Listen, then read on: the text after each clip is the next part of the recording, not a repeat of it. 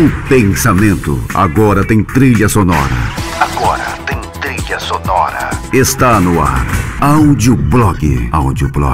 Um programa que fala de cultura, cotidiano, notícias, entretenimento. Audioblog.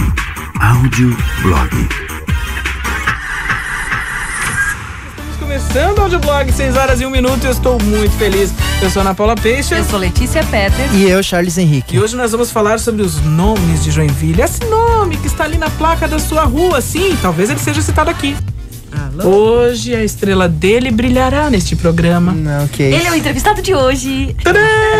Na verdade, a gente vai conversar sobre os nomes de Joinville, né, Charles? Isso, verdade. A gente vai conversar sobre a estrutura, a história de Joinville. Sempre que andamos pelas nossas ruas, ou quando a gente visita um prédio público, a gente vê nomes de pessoas que foram influentes, ou que são influentes, às vezes, não tão distante, num passado não tão distante.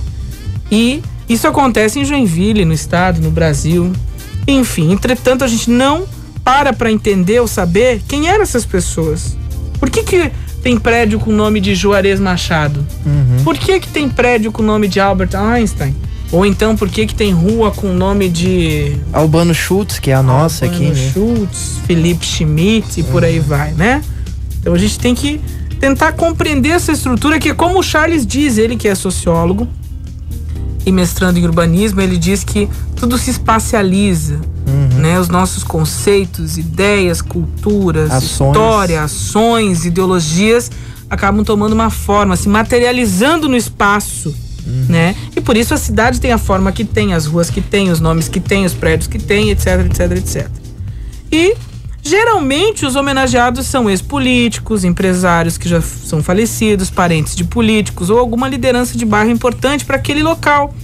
Também tem casos de homenagens para heróis de guerra, jornalistas e outros profissionais importantes para uma sociedade, como é o próprio caso da Avenida JK e por aí vai. No caso de Joinville, para dar nome a algum lugar ou alguma rua, a indicação deve passar pela Câmara de Vereadores, que analisa e aprova, e depois o prefeito sanciona e efetivamente aquele nome vai ser colocado na rua, na praça, enfim. Por isso, a influência política na hora de homenagear alguém é grande. Às vezes, algumas injustiças podem acontecer. O nome da minha avó tem o nome de uma rua lá no Costa e Silva, chamada Geni Peixe, que é o nome da minha avó. Na época, meu pai era presidente da Câmara de Vereadores. Sim. E eles, em homenagem ao meu pai, alguma coisa assim, ou enfim, acabaram votando. Não teve a participação do meu pai, mas eles acabaram votando. Vamos ver aqui alguns nomes homenageados e o porquê que eles estão lá. Viti Freita. Então, o Viti Freita é um dos grandes ex-prefeitos da história de Joinville. Já é falecido. Para quem não sabe, ele foi o superintendente da Consul. Naquele boom econômico que a economia brasileira teve, inclusive a de Joinville, as empresas que já estavam aqui, elas acabaram crescendo e tendo um grande poder de influência sobre a cidade. E ele era o superintendente da Consul. Isso. Ele não é joinvilense. Ele nasceu em 1922 em Blumenau. Exerceu o mandato de prefeito por algumas vezes aqui em Joinville. Todo mundo dizia que prefeito foi Viti Freita, que nada se comparava ao Viti Freita. Qual que é a sua opinião sobre isso, Charles Henrique? O Viti Freita era aquele cara que sentava atrás da mesa e botava o negócio para funcionar. Ele era um bom executivo, então. Era o perfil de administrador dele, né? Que ele acabava trazendo pra gestão pública. O joinvilense, ele acaba gostando muito do perfil de um empresário no governo. Porque tem aquele perfil administrador, não tem aquele jeito político, né? Que eu falei antes, eleito... Paternalista, aquela coisa de ficar aquela coisa do jeitinho. E o Viti Freita, não, ele pegava a cadeira dele, sentava... E mandava ver. E não foi só ele, né? Tivemos vários prefeitos que foram ex-empresários, né? Ou empresários e prefeitos. Você consegue lembrar de mais algum? Luiz Gomes. O Lula. Ele era um empresário também. E tinha o mesmo perfil do Freita, assim, vamos dizer. Mas ele não fez um governo tão bom quanto o do Freita, né? Não, ele não fez um governo tão bom, porque tivemos, inclusive, greves no governo dele, problema com educadoras, pelo que, deixar bem claro aqui também pro ouvinte que está nos escutando agora, eu não sou historiador, mas é importante ter esse conhecimento da história para fazer as relações sociais, né? E o Lula teve muitas manifestações de greve, a máquina pública, né, teve problemas de orçamento, mas ele tinha o mesmo perfil do Freita, aquele cara que sentava na cadeira atrás da mesa e botava coisa para funcionar. Vamos ver outros nomes aqui, ó, olha só. Abdom Batista, essa é uma rua bem conhecida aqui em Joinville. Essa é uma rua que tá ali no centro, a Rua das Óticas, que todo mundo fala. A Rua das Óticas, é verdade. Só também, eu tô me baseando aqui num livro de um historiador, ou de um jornalista, agora eu não lembro da biografia dele. O pessoal que tá em casa até pode nos ajudar, é Valdemar Luz. O livro é Quem Foi que Cooperou para o Progresso de Joinville nos Velhos Tempos. Então, algumas informações eu tô me baseando nesse livro. É um livro pequeno que quem quiser pode pegar em sebos. Ele é dividido por capítulos e cada capítulo é um personagem da história de Joinville. Entendi. Então é bem interessante assim para quem quer conhecer e ter algumas informações. Então o Abdom Batista, ele era um médico, dono de jornal, empresário. Ele foi juiz de paz, vereador, presidente da Câmara, prefeito, deputado, presidente da Assembleia Legislativa, vice-governador e senador. Tudo isso. Tudo isso. Ele foi um dos grandes nomes da política joinvilense. Para quem quiser conhecer mais sobre o Abdom Batista, tem um livro que eu recomendo da Raquel S. Thiago, que é O Coronelismo Urbano em Joinville, o caso da Abdom Batista. É um livro fantástico. Coronelismo. O coronelismo urbano, ali até 1930, aquela época ali. Explica pro pessoal o que é um coronelismo urbano. O coronelismo é um cidadão que vocês viram aqui a quantidade de cargos que ele exerceu, juiz de paz, vereador, presidente da Câmara, prefeito, deputado. Ele acaba tendo uma figura de coronel, como se fosse uma autoridade muito maior que as outras. Entendi. E aí com a influência dele... Pela sua forte influência. Com a influência dele, ele acaba sendo como se fosse um coronel, aquele que mandava nas regras do jogo, vamos dizer assim. Então, por mais que ele talvez não estivesse nos cargos, ele mandava, ele era... Sim, era uma pessoa muito influente. Ele manipulava os marionetes, digamos assim, influente. Era uma pessoa extremamente influente. Albano Schmidt, esse aqui, a gente tem que falar. Albano Schmidt, ele, pra vocês terem uma ideia, nasceu em 1900 em São Paulo. Ele concretizou a Tupi S.A., né? Esse grande fenômeno que aconteceu em Joinville na década de 50 e 60. Uma das grandes responsáveis foi a Tupi, né? Que é uma grande fundição que acabou trazendo muitos trabalhadores, principalmente do Paraná, ali no começo da década de 50 e 60. Ele também foi secretário de indústria do governo do estado de Santa Catarina. Para vocês verem como ele era bem... Os empresários sempre em Joinville sempre foram muito bem relacionados politicamente. Olha, tinha um nome que eu tinha muita curiosidade. Qual? Ana Maria Harger. Tá aqui, Ana Maria Harger. Diga, Charles Henrique, você que é o nosso sociólogo. Aqui no papelzinho. Ana Maria Harger é uma das mais brilhantes educadoras de Santa Catarina. Pra quem não sabe, ela foi uma das pessoas que fundou o Bom Jesus. Ela dava aulas de datilografia, aulas de ginásio, né? Que naquela época era mais comum. Ei, tu fez datilografia? Não. Não acredito. Eu aprendi a digitar sozinha, usando o teclado. Eu também. Ela nasceu em 1892, Letícia, e veio pra Joinville em 1924. Ela faleceu em 1971. É muito conhecida, virou nome de escola, inclusive agora, de CIs. Então, quando lembra de educação, com certeza vai lembrar de Ana Maria Harger aqui para a história de Joinville. Pela rápida pesquisa que eu fiz, o Xavier Arpe era neto do Július Arpe, o fundador da malharia Arpe, que hoje é o Shopping Cidade das Flores, ali naquela região. Então, o Xavier, ele integrava a diretoria da empresa e, com a sua influência política...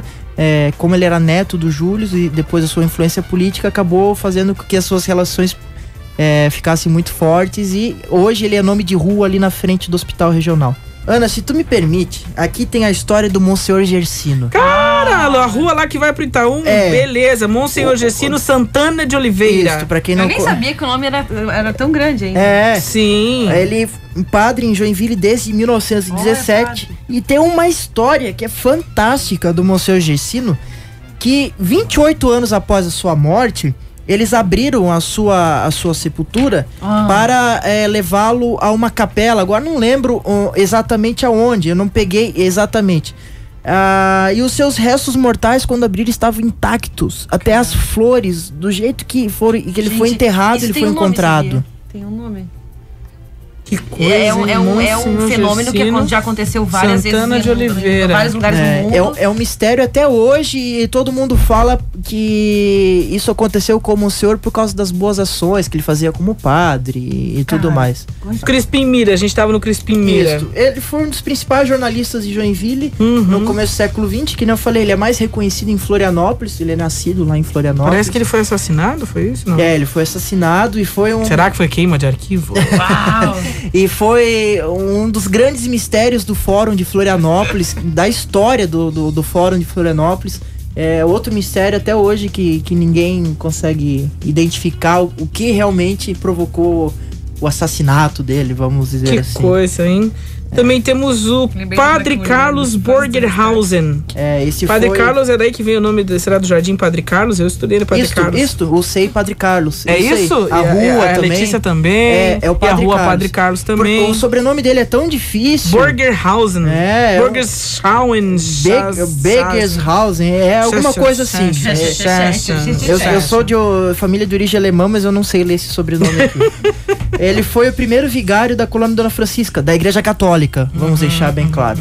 E o Padre Carlos também foi um grande agente especulativo da ocupação urbana de Joinville, porque ele doou vários terrenos para o poder público, inclusive onde hoje é o Hospital São José. Olha só! Hoje estamos falando sobre nomes de Joinville. Hermann August Lepper, que é a avenida aqui na frente da Lepper, né? Isso. O Lepper, ele foi um comerciante importador. Ele era da Alemanha, importador. Importador. Então trazia maquinários, alguns alimentos que não existiam. Isso tem a ver aqui. com o Rio Cachoeira? Não. Não? Não tem nada a ver Rio com Cachoeira? Não tem nada a ver com o Rio Cachoeira. A sua família é que anos mais tarde, com essa economia que ele foi ganhando, com essa riqueza que ele foi acumulando, aí sim que surgiu a malharia, anos mais tarde.